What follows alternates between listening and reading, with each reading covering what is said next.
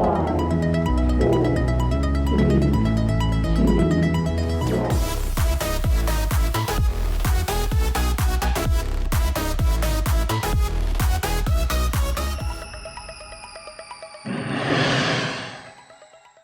everybody. Welcome back to another episode of the Fitter and Faster Coach's Corner. I'm your host, as always, Mike Murray. Today, I am joined by a very special guest, Abbie Fish, from her aptly named company, Swim Like a Fish. You've probably seen Abbie somewhere in the swimming world if you've traveled to any clinics or if you've been watching the content that she puts out online. Just so much great information for coaches. Abbie has an extensive background in swimming. She swam at the University of Georgia. Swam at Lakeside Swim Club, right, growing up. So with Mike, and you had Harvey and Jack in college. So just a plethora of great swimming mentors around you. One of the things, Abbie, that I've always appreciated about you is that you have this great passion for our sport, and intertwined in that passion for our sport is your ability to connect with people. You have this effervescent personality. You're always looking to make new friends in our swimming community. And you reach out to so many different entities within our swimming community, whether it's different businesses, whether it's ASCA, ISCA, whoever you choose to work with, you bring your passion, energy, and enthusiasm. And I know I certainly appreciate it. And I know so many in our community appreciate it as well. Yeah, thanks.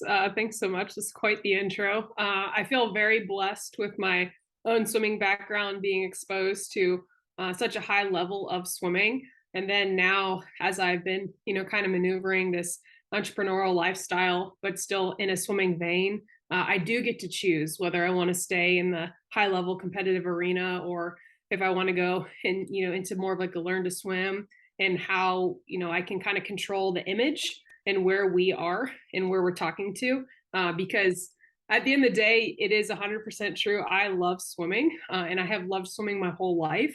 And so I'm very glad that that message is being sent to everybody, no matter who I work with, because that is, the end of the day, that is why I do what I do. When you were a youngster and you were growing up inside of a program like Lakeside that has so much history, so much tradition, a lot of expectations too, and a lot to live up to as a young athlete, what made swimming so much fun to you as a young age grouper? Yeah, so I won't lie. When I started at Lakeside, I was moving to Kentucky from Pennsylvania. So I came from a very small club team. We did maybe 3,000 to 4,000 yards a day. There was like 20 kids in my group. It was out of a high school. It was kind of one of those old school like dungeon pools with the tiles, like it was dark and everything, but I still loved the sport. So I loved going to swim practice, but I was never exposed to like that next level of swimming. I was a good swimmer. I always won summer league meets, like I won some of our age group meets, but I was never aware of like where the ceiling really was with swimming. And so when I moved to Louisville, I tried out for Lakeside, and I remember being completely gassed for my tryout. And I came home, I told my mom, I was like, I don't know if I like swimming anymore, because that was really hard. Like the 75s, I think were like on like 130 or something. And I was like 12 or 11. And there were like IM and some freestyle. And I was like, I couldn't even make the interval. So for me, my personality is geared towards enjoying a challenge, whether the challenge actually scares me or I'm a little fearful of it. So I got absorbed into Lakeside, and I was like, okay, I'm going to do this. But it was really hard for a very long time. Like I wasn't great immediately when I started swimming on Lakeside. I became great with hard work. So I enjoy tradition. I enjoy a good culture. I enjoy knowing that it's possible, like where these ceilings are, like what is possible to achieve. And so the more I was around other people who are like pursuing excellence, the more I realized, well, hey, I guess I could do that too. And so, and it's just like you feed off of each other. And it's, once again, it's been around since 1928. And it's a gold medal club. It's had Olympians, like its name speaks for itself. And so it's very inspiring as a young kid, even if you're nervous, that could be the next you. That's a great segue into my next question, Abbie, because as you're talking, I'm thinking about the words that you're saying and the weight that they hold, especially for young coaches and parents and young athletes who watch this show. Is here you are at Lakeside, this storied program, and you came home that first workout and you said, Mom, I'm not sure I can do this. flash forward 7 or 8 years, Abby, and you're a junior national champion. And Mhm. so I think one of the stumbling blocks that I see for a lot of families, a lot of young athletes, is when they're going through those struggles, Mhm. it seems to be the weight of the world, right? But if you can learn some perseverance, if you can have a little courage to get through those moments, great Mhm. things will happen. So, talk about what that was like to transition from that unsure kid into a future junior national champion. Yeah, so I feel like swimming is one of the only things within sorry, my cat's gonna make an appearance here. Uh, we're gonna put her We down. love we love pet appearances on Coach's Corner. Yes, Ava is hungry for lunch right now, so we're gonna take care of that. But I feel like, we live in a world where instant gratification with a cell phone is so quick. So a lot of swimmers, and even people just expect things to happen immediately. And swimming itself is not built like that. Swimming is a long-term um, commitment with a lot of like short-term gains. So like it's a hard sport, it's definitely a grind, and I think that that in itself can be very demotivating at times when you're so committed and you're so interested in it, but you're seeing like minuscule steps forward. But I do think that that life skill is super important for anybody to learn, because for the most part, if you're going to be really successful over time in life, or you're, investing in the stock market, the returns and the dividends and all that stuff that you're going to make is years later. But learning that lesson at a younger age when you're emotionally more immature and not as developed is a hard pill to swallow. And so for someone like me, it's not like I wouldn't admit that there were times when I swam at Lakeside that I was extremely frustrated. I got pretty good, and then my shoulder basically gave out my freshman year of high school. And so I spent an entire, 8 month season kicking, rehabbing it, like doing my exercises every day, icing my shoulder multiple times a day to be able to continue to keep swimming. And that was always something that was in like conjunction with my swimming career, as I still have shoulder issues to this day. But it goes down to choices. It goes down to I made the choice that I wanted to swim, and so in order for me to swim, I had to do all these additional things, knowing that at some point, wherever I want to go, I'm going to get there. I just can't always determine when that timeline is going to be. That's a great point because as you transitioned from being a junior national champion to now all of a sudden having all of these college choices, really the swimming world at your feet at that point. Mhm. And what helped you end up making the decision to attend UGA and swimming for another storied program? And then let's Mhm. talk a little bit about your college experience that was vastly different than your experience as a club athlete. Yeah, yeah. So I mean, I once again went from this, younger kid on a small club team to Lakeside. I had some shoulder issues, and then I made 6 Olympic trial cuts. So it was just like boom. And then I won junior nationals 3 times, and it was like swimming world was kind of becoming a thing online. Swim was coming out, and there was articles. And it was like Abbie Fish, the swimmer, and I was still 15 years old, trying to be like, oh, people like know who I am. Like people like care about this stuff. Like I thought I was the only one who really cared about swimming, and Mike, my coach, I didn't really realize that there was like swimming fans out there. Um, so it put like an umbrella of pressure on me that I didn't realize I would have to deal with. But as I started getting recruited and I started meeting other swimmers, like one of my best friends is Allison Schmidt, we started going on recruiting trips together. And Allison was one of those storied athletes who only had made a national junior team before she made the Olympic team.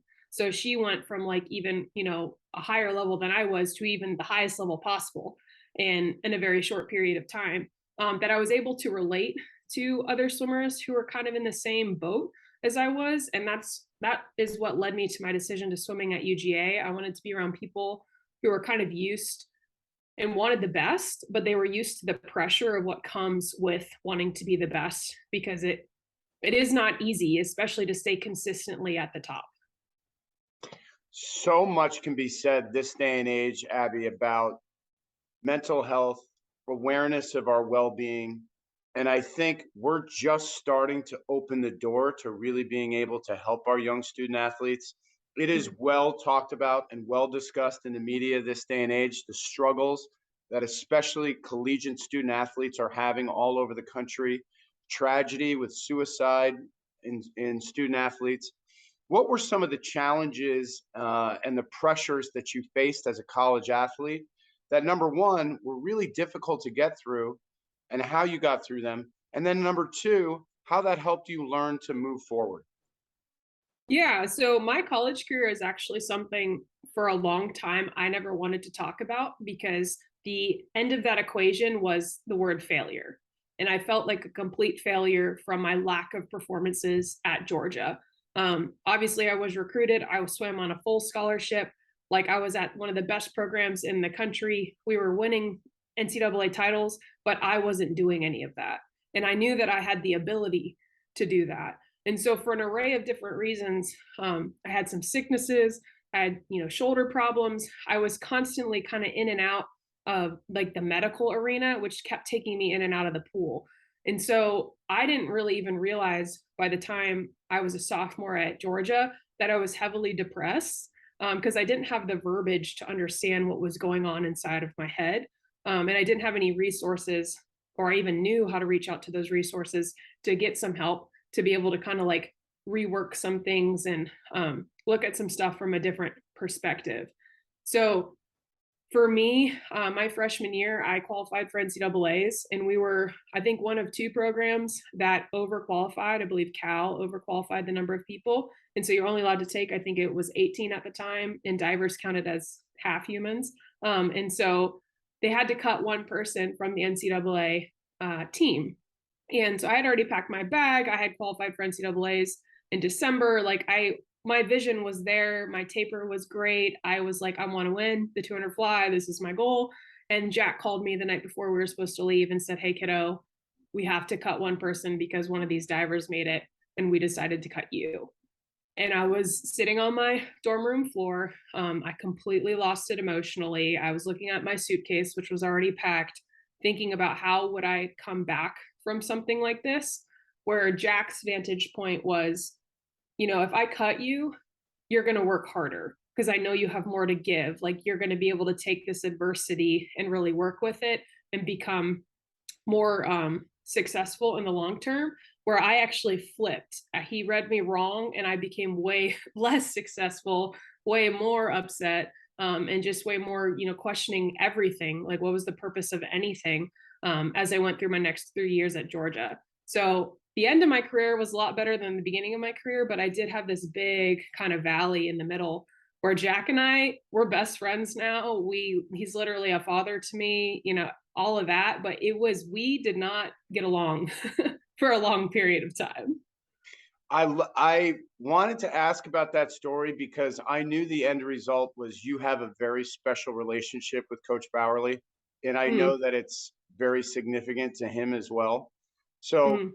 talk to the athletes who are watching Coach's Corner and the parents who are watching Coach's Corner about your strength and resilience as a person, Abbie, to know that, okay, I'm not going to hold a grudge, and I'm going Mm-hmm. to keep my mind and my heart open to this relationship because I know that in the end, it's going to be valuable. Yeah, totally. And I do think it's hard, right? As a coach, and now that I've been a coach, I understand the other side of coaching.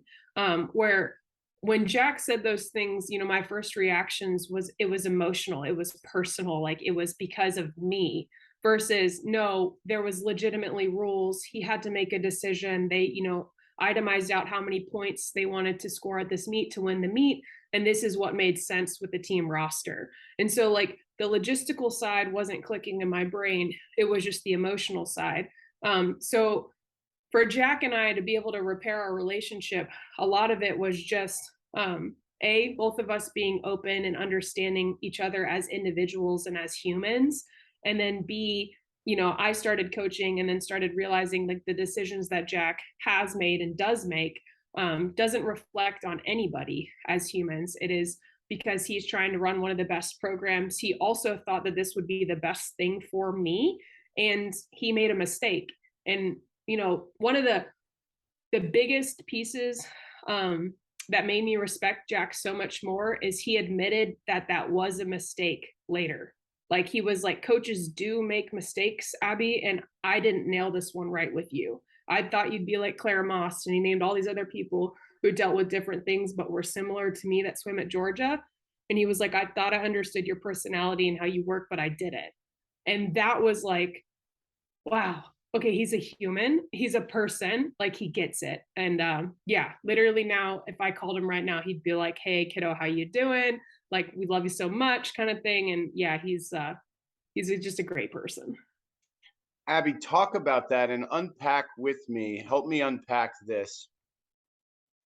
As coaches, we're always trying to think of the right thing to say. We're always trying to solve the athlete's problems, right? Mhm. It's very inherent as a coach, as a father, as a parent, as a mother, right? We want to do that for our kids or the kids that are in our program.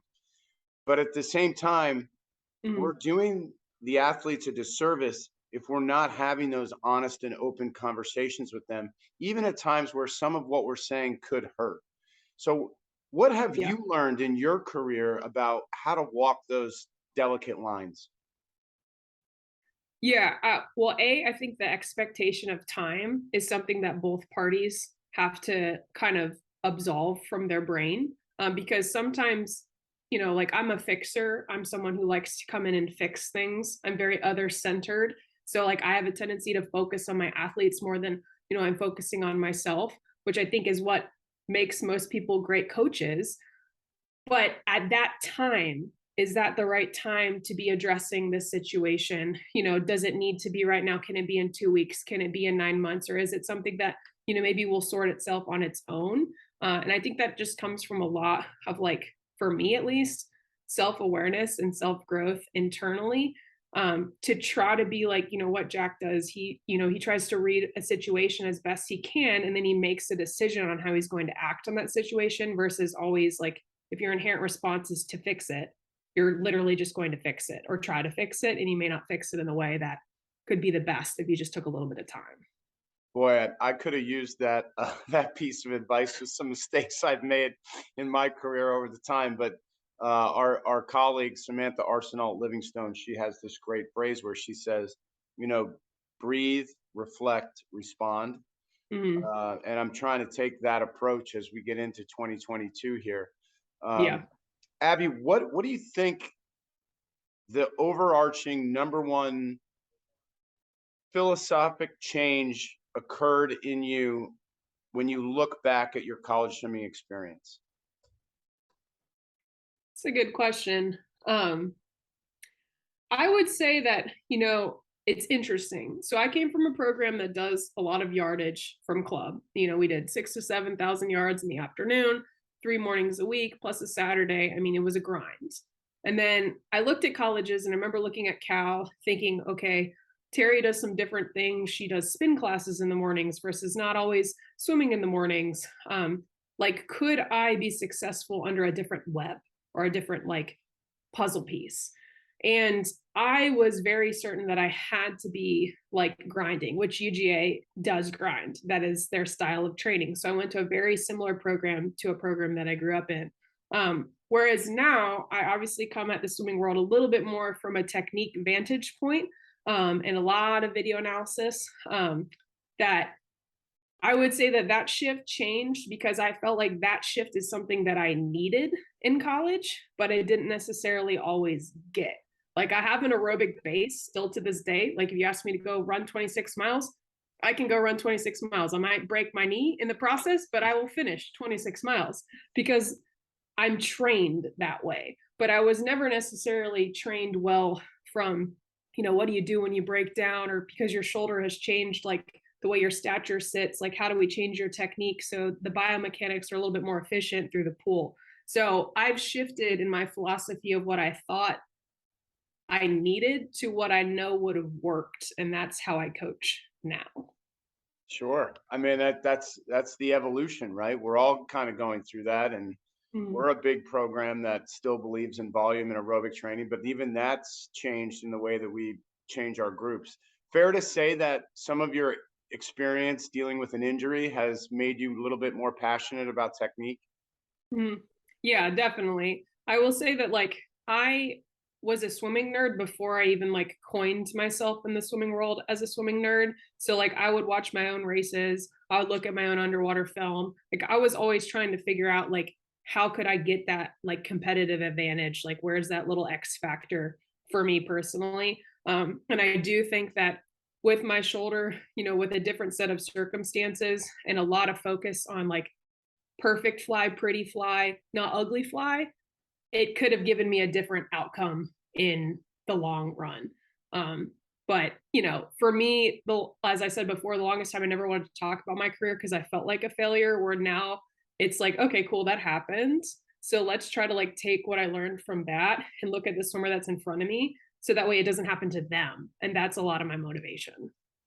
One of the things that I've always appreciated about you, Abbie, is you're not afraid to try new things and you're not afraid to try new experiences. So you've worked at so many different places and with different specialists in our sport, whether it's Gary Hall Sr. or whether it's starting something new here in Louisville with the Triton swim team.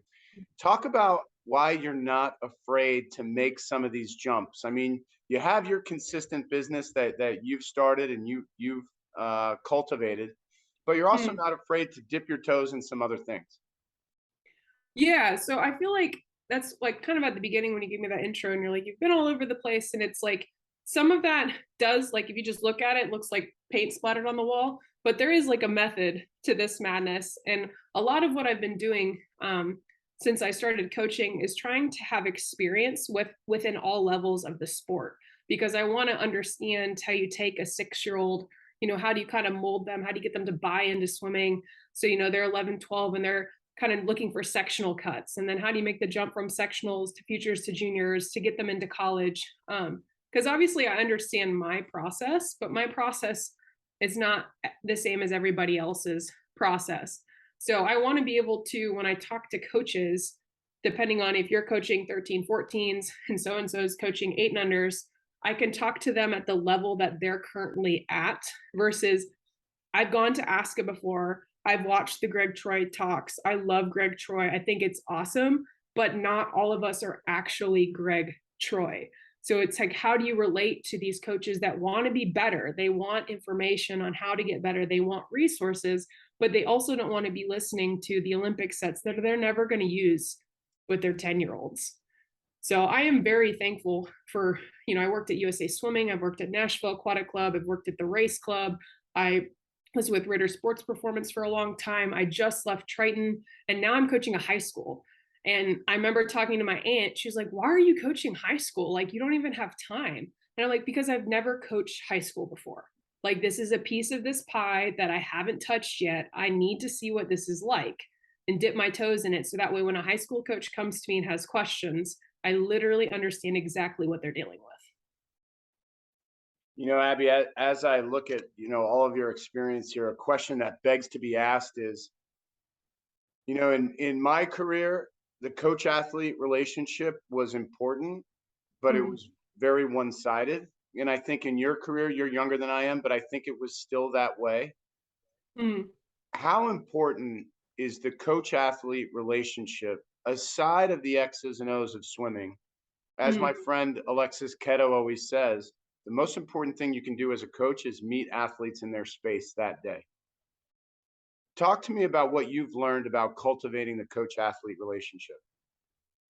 Yeah, I would say that for me, like as you said before, like I've always kind of done things a little bit against the grind. And so like I coached club for the last 4 years, but I traveled all the time. And so to other club coaches, that was like, what are you doing? You're not supposed to skip practice. Like you should feel so incredibly guilty for not being at meets, that like I'm kind of have always dealt with this weird, like I'm definitely teetering the line of what people are okay with and what they aren't. And I'm fine with that. I'm like, okay, cool. Like this is how you move forward. You move forward by someone kind of pressing the edges, finding where the edges are and doing something different, because we can't continue to do the same thing and continue to expect success. Like that doesn't work like that.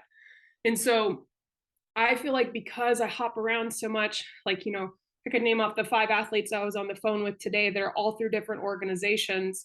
Like I feel very good at the coach athlete relationship that I develop, no matter who I'm working with and under what umbrella. I do think that's something like special that I do well within my own personality.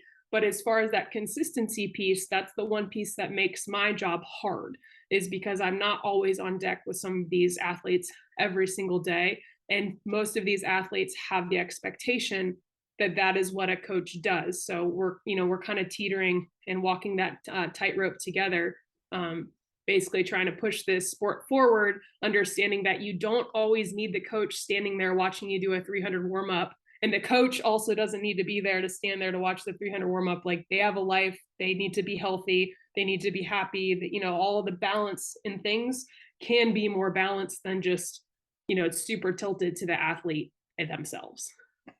Right, which many young coaches and myself included when I first started it was all about trying to get 70 hours in, and that has a lot of consequences both then and later in your career. So important to keep those things in perspective.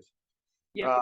Abbie, one of the things that you are kind of known for is your great energy on deck and your enthusiasm. Where does that come from? Is it because you're just so passionate about the sport, or is it an excitement about the athletes you're working with? Where did you learn that? And maybe was there a coach that kind of showed you that pathway? Yeah, I would say that from a coach, I'm not sure that I would say that there's like one specific coach that really came at it in the way that I come at swimming. In my own personal life, I'm a huge jokester. I do like things that are like trendy. So like I really get into music. And I always played a lot of like very loud music before I'd go to practice. So I'd kind of like amp myself up for practice. So I'd have something running in my head as I'm doing Mike DeBoer's 4,000-yard main sets.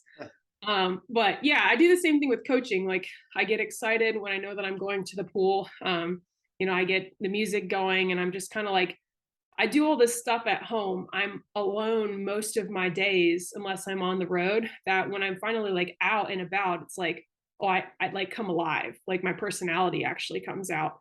And with kids, especially like, under 18, like, there is that element of fun still that needs to be there. And I truly believe like you can fake swimmers into working hard if they believe that they're just having fun or they're playing a game.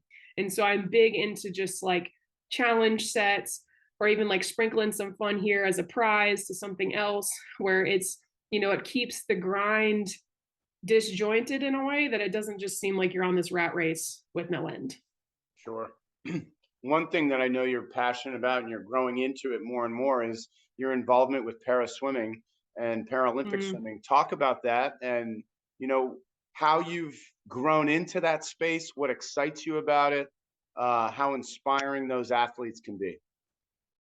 Yeah, so para swimming, like the vein that's always run through my own career is one of my best friends is a Paralympian, and I met her when I was still post grad training at UGA. Her name is Lindsay Grogan. We met her at ASCA, and we became just fast friends. So I kind of knew that Paralympic swimming existed, but then I really understood more of the Paralympic pathway through Lindsay as I watched her grow through that pathway while training like offsite and with Athens Bulldog Swim Club. So they contacted me at ASCA last year to start talking about how maybe we could work in conjunction with one another.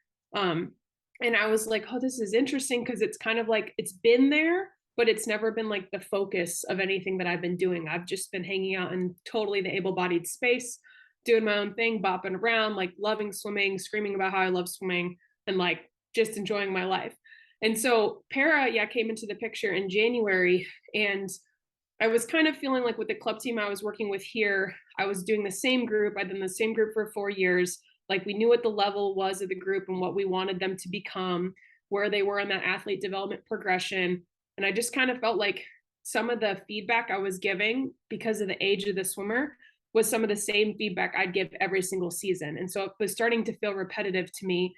Not like I couldn't change it or kind of like mold it into being something different, but I was like, you know what, I feel like I'm ready for a change, but what is that change going to be? And so I went to my first national team camp with para, and I did a bunch of underwater filming, and I was just sitting at the bottom of the pool like, oh, like, this is unbelievable. Like, if I could articulate what I'm seeing right now to somebody else, or even get someone else to understand from a biomechanics perspective what these athletes do and how that can transfer to able body, I was like, no one does this and no one knows how to do this. So I was just like having this moment under the pool, like, this is what I want to do. This is where I want to go, because like there's so many like similar lessons through the two that I think coaches don't understand. And so yeah, it's been awesome because like once again, I had like my tallied list of like, okay, if you're 12, let's do 4 dolphin kicks off the wall. Like, don't forget about your streamlines, like that kind of stuff. And I was like, wipe all of that off the table and look at this Paralympic athlete. They might even not even have an arm. So like, how are they going to streamline, or what are you going to call it? So I just had to completely clean off the slate and start like brand new. And then like my whole self got re-energized, and I was like, yeah, we're going for this. We're going to build for this and see what happens. What you just explained is something that I had never considered. Like, the way that you're communicating with these athletes is vastly different just because their differences in their bodies, and Mm, having to really dive into your thought process to be able to describe something that you've described a million times before, but using yep. different examples and in a different way. That's got to be exciting and encouraging as a coach. Oh, totally. I feel like we had one-on-one athlete meetings all through that week. And so we filmed during the camp, and then I talked with them at night. And I remember just being like, after day 3, I was like, man, my brain is tired, because I know what to say with freestyle. Like, I know what to say with butterfly. Like, I know what I think. I know what my coaching philosophy is now, that it's not hard to have able-bodied, video reviews. But I'm sitting there, I have to learn, about their background, their history. Like, is there injury or something that put them in the para space, something that is going to progress over time, or is it something that will stagnate for a while? Like, there's much more history and conversation that has to happen on a background from a background perspective before you can even start giving advice about their disability. That yeah, it just pushed me so much more. And as I said before, like, I'm used to the grind, I'm used to working hard, I like being challenged. That after a while with club coaching, I was like, I'm not being challenged here. Like, I want to be mentored and challenged, and I want to grow. So like, how do I find opportunities that will help me continue to grow? Really neat. And the journey of the athletes that you work with has to be so rewarding, seeing how you had to really change the way you thought about coaching. And it Mm, probably is going to make you a better coach for the able-bodied space too, where now you learned how to communicate on 2 different levels. So, it's a really interesting thing to be able to do both and work with athletes at a high level in both places. So I'm jealous that you get to have that experience. Abbie, what are some of the yeah. things that you're super excited about our sport moving forward here as we get into the middle of this quad? Well, I think it's pretty exciting now that we're finally more away from COVID than we are like bopping in and out of COVID. Yeah. So a lot of people are, back into more of like a regular season. There's meets, there's less of like, I feel like a lot of people were bracing for a long time on just how do we get through this? Like, how do we motivate our athletes just to like get to the other side? And now we can start really having those goal meetings and things to look forward to, which is the fun part of swimming. Me swimming through COVID was a whole chapter in itself for everybody who was involved, but it's less of like how do we like survive and more of like how do we thrive, which is enticing. And then obviously I love the Olympics. And so like when we're smack dab in the middle of a quad, it's kind of just like, all right, like if you're gonna do this, you're 2 years out. Like, this is like tunnel vision. Like, let's go. So with the Paralympic team, counting down to Paris 2024, it's like every time we meet, it's just like turning that dial a little bit more, like the heat's turning on, like everything matters. And like I'm like getting excited thinking about it. I'm like, ooh, yes, everything matters. Like, let's go. I'm getting chills just because it's exciting to me, like wanting to help someone be the best version of themselves possible at the most opportune time. Does take a little bit of magic involved in that equation. No doubt about it. This is an impossible question to answer, so my all the best of luck to you. But what do you Yeah. think is some of the best advice you ever received? It could be from, a parent, a friend, colleague, best piece of advice that you go to in your head when you're going through some tough times?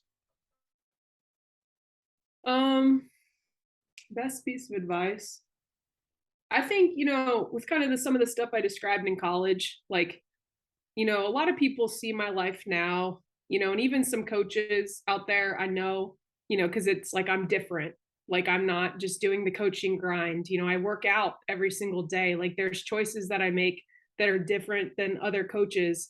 Um, I've kind of dealt with being at low points. Like I've dealt with being at the bottom. And one of the things I've always said to myself, and it's actually a tattoo I'm going to get, I just haven't gotten it yet because I get a little nervous about having tattoos. Is that no matter how bad something does get, like the only way to get out of it or the only trajectory to come from it is up.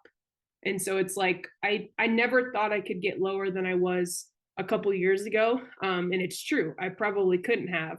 But there were days where it was just like incrementally higher, and then there was days where there was a lot better. And then there's now where it's like I look down at where I was and I'm like so thankful that I have the perspective of being there, but I don't ever want to be there again. Sure. Sure. And Yeah. dealing with some of those, personal struggles, and, everybody has their own sense of self and individuality. And as you're growing inside of this sport that you've loved your whole life, that had to be a challenge for you to kind of navigate that space. And maybe it felt like you were alone a lot of the time. It did. And I mean, if you've known me for 10 years, you'll see a very different physical person presenting themselves to you. And the physical outlook is because of an internal process. Like it's not because one day I just decided like, okay, I think it would be cool to like cut my hair. Like very few people kind of like get out from their lane. Like they just hang out in their lane and you hang out where you're comfortable. And so, yeah, I had to go through a very strong process of figuring out who I was, what I wanted in my life, like what's important to me. Like I do know I love swimming, but like what's the big goal here? Like what value do I bring to the world? Because I'm a very deep thinker. And I do know that swimming is like the lane that I want to focus on and how I can like spread like I guess like my message to or like make a big impact. But the reality is I want to help people become better versions of themselves. And how I do that is through the sport of swimming. And so I needed to answer the big questions. I needed to know my why more to be able to like show up, to be able to help someone else figure out their why. Spoken like a true coach. That's hopefully, what we're all in this. All right. This is a funny question, and I'm sure you've been asked it before, but how challenging was it as an age group, senior and college swimmer, to have a last name like Fish Oh my gosh. and navigate the sport? It's just so crazy. I mean, like I remember when I was younger, like, the timers, they're sitting there with their little like, like clipboard thing and like their whatever. And so like there would always be one who's like looking at the clipboard and like looking at me and I'm just like stop looking at me and they're like looking at me, look at the clipboard and I'm like, I'm like young. I'm like 10, 12, I'm awkward. It's just the whole thing. And they're like, "Is your last name really Fish?" And I'm like, I don't even know how to change my name. Like why? Like why? And so yeah, I'd be like, yeah, it is. So the puns and everything have been there like my whole life, and even still to this day, it's so funny to me. People are like, "Did you change your name?"